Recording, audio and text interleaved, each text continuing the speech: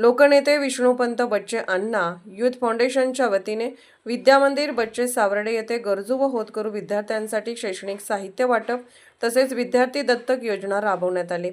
या उपक्रमाअंतर्गत लकी कुमार, आराध्या यादव, शिवगंगा लोंढे आणि जय पवार या 4 विद्यार्थ्यांना 1 वर्षासाठी दत्तक घेण्यात आले।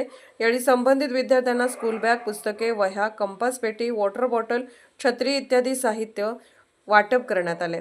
या उपक्रमामुळे विद्यार्थ्यांना आवश्यक शैक्षणिक साहित्य उपलब्ध होऊन त्यांच्या शिक्षणाला प्रोत्साहन मिळणार असल्याचे मत फाउंडेशनचे अध्यक्ष सुनील सावंत यांनी व्यक्त केले। विद्यार्थ्यांच्या सर्वांगीण विकासासाठी आणि शिक्षणाला हातभार लावण्यासाठी पंत अण्णा फाउंडेशनने राबवलेल्या उपक्रमाचे उपस्थित मान्यवरांनी कौतुक केले।